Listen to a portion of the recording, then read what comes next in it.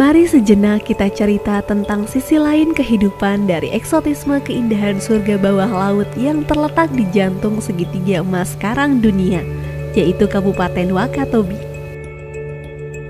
Dikelilingi oleh 4 pulau yaitu Wangi-Wangi, Kaledupa, Tomia, dan Binongko, Kabupaten Wakatobi yang terletak di Sulawesi Tenggara ini menyimpan keunikan dari masyarakatnya yang menghargai alam, yaitu suku Bajo. Dikenal sebagai orang laut karena bergantung dan menghabiskan hampir seluruh hidupnya di atas laut, menjadi alasan mengapa masyarakat suku Bajo hidup berkelompok di atas laut.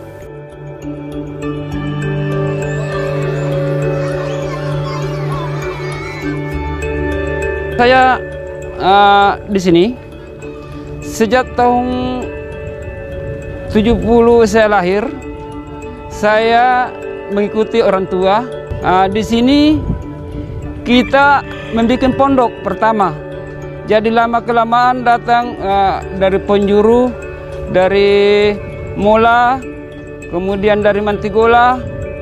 Lama kelamaan jadilah perkampungan. Disitulah terjadi satu desa, yaitu namanya Desa Samabahari. Penduduk di sini 400-an lebih. Kemudian jiwanya ada 2017 jiwa. Keunikan dari perkampungan suku Bajo ini yaitu di mana halaman rumah masyarakatnya adalah lautan yang luas dan transportasi yang digunakan berupa perahu. Rumah-rumah mereka disusun dari batu-batu karang dan tiang-tiang pancang di tengah laut. Karena mereka menggantungkan hidupnya di laut, kebersihan lingkungan menjadi hal yang sangat penting untuk dijaga dan dilestarikan.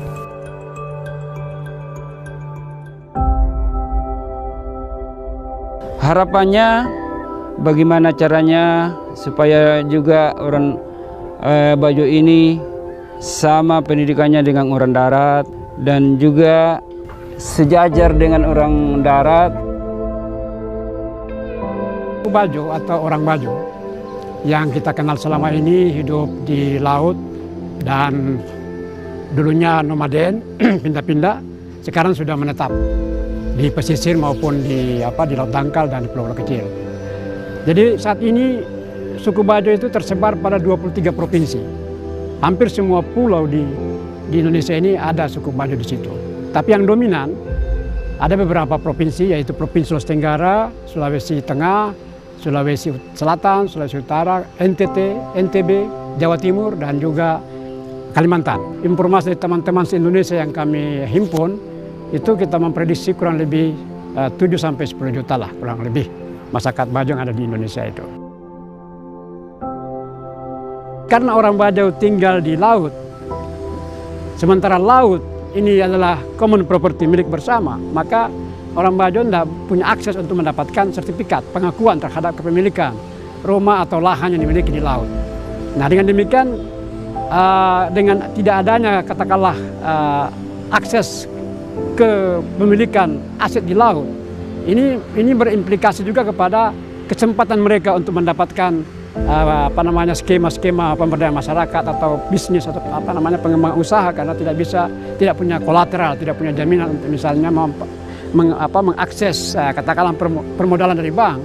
Nah, oleh karena itu saya kira keberadaan daripada ATR ini atau BPN ini menjadi sangat penting bagaimana memikirkan model kepemilikan aset tanah atau air yang di laut itu, sehingga secara hukum itu sah begitu dan bisa digunakan oleh masyarakat kita, masyarakat Bajo.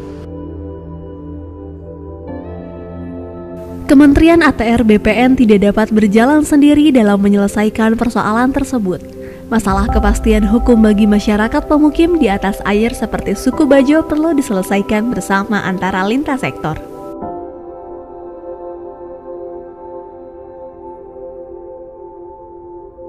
Bagaimana masyarakat suku Bajo itu hidup secara aman, nyaman. Dengan apa? Dengan memberikan suatu kepastian hukum, negara hadir di dalam melindungi terkait aset yang mereka tempati. Kemudian bagaimana masyarakat suku Bajo itu menjadi responsif melestarikan lingkungan hidupnya. Kemudian yang tidak kalah penting adalah memberikan permodalan atau membuka akses kepada mereka di dalam meningkatkan kualitas atau meningkatkan kesejahteraan masyarakat suku Bajo itu.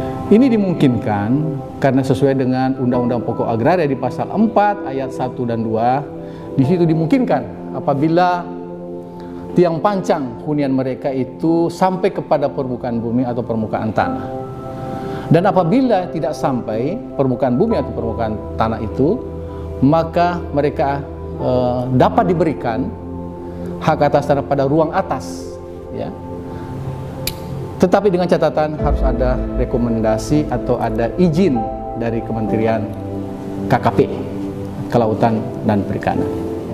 Untuk itu kita sangat mengharapkan keterlibatan masyarakat, pemangku kepentingan di dalam mencari solusi-solusi konkret di dalam mewujudkan atau menjamin masyarakat adat, masyarakat suku Bajo tradisional dan masyarakat lokal itu terjamin atau terlindungi hak-haknya, diberi kepastian hukum, dan tentunya menjamin kelestarian lingkungan hidup. Untuk itu, perlu adanya sinergi dan komitmen kuat bersama dari seluruh pemerintah untuk berkontribusi dan mewujudkan cita-cita reforma agraria demi mensejahterakan rakyat. Persoalan di atas akan menjadi salah satu pokok bahasan dalam GTRA Summit 2022.